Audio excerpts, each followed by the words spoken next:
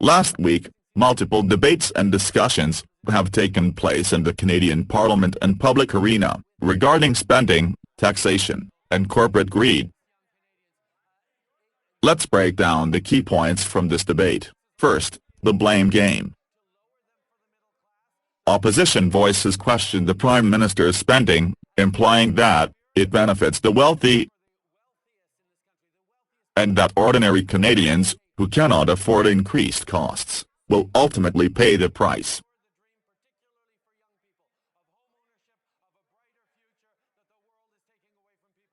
Second, taxing the wealthy. The Prime Minister defends his position by stating that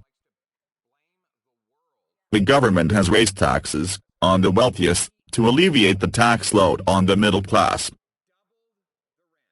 The government is seeking to support the middle class and make home ownership more accessible for young people by taxing the top earners. Third, accusation of mismanagement.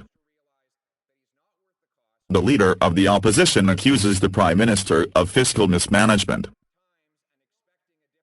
that has led to doubling of debt and living costs, while continued spending will worsen life's affordability for Canadians.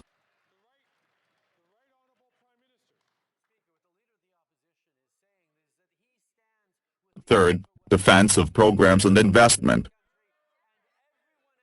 The Prime Minister counters by asserting that the government is investing in Canadians by building affordable housing and fighting climate change. Meanwhile, the opposition is criticized for siding with the wealthy and opposing programs that assist seniors, the middle class, and environmental initiatives. Fourth, highlight of wealth and favoritism. The opposition highlights the Prime Minister's personal wealth and alleged preferential treatment to the rich, including vacationing with wealthy friends on private islands. There's a criticism that government expenditures favor wealthy bankers over healthcare workers.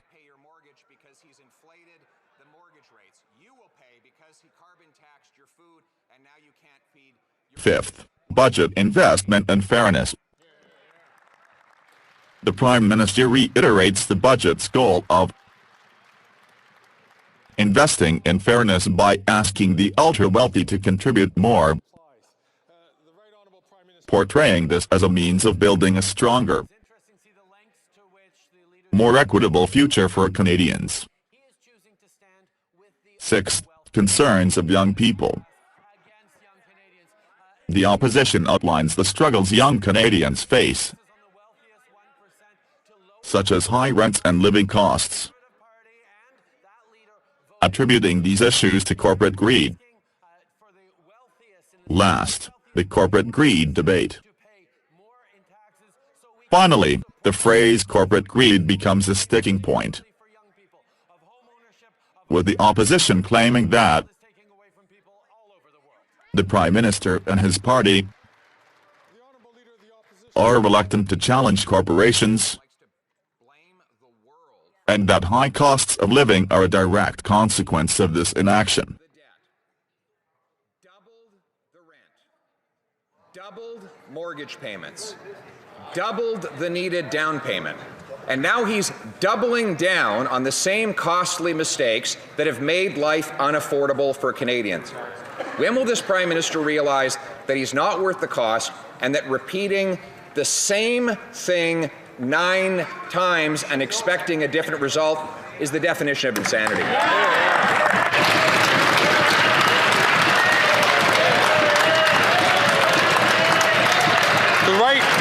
The Right Honourable Prime Minister.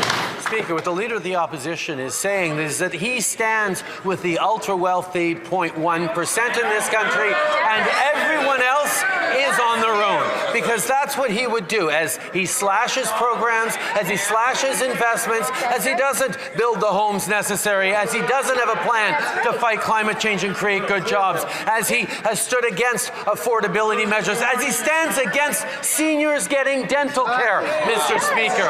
He is choosing to stand with the ultra-wealthy while we are investing in Canadians and building a stronger future that is fair for everyone. Now let's talk a little about it.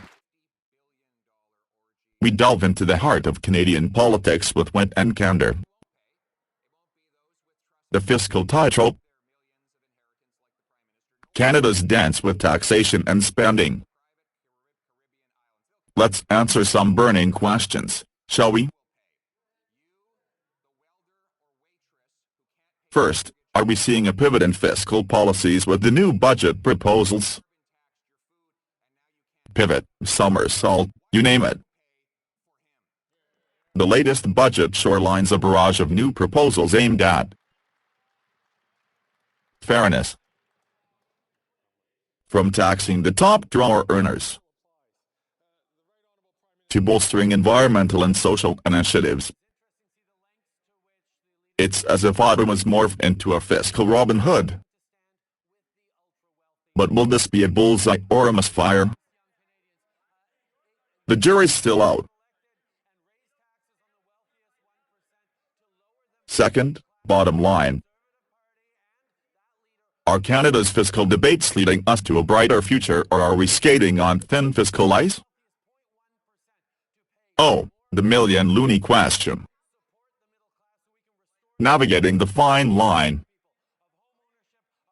between fiscal restraint and progressive taxation is akin to tightrope walking. Exciting, perilous, and not for the faint of heart. Whether we're headed toward the utopia of fairness or a quagmire of economic slowdown, only Father Time will tell. But one thing's for sure. It's a dance Canadians can't afford to sit out.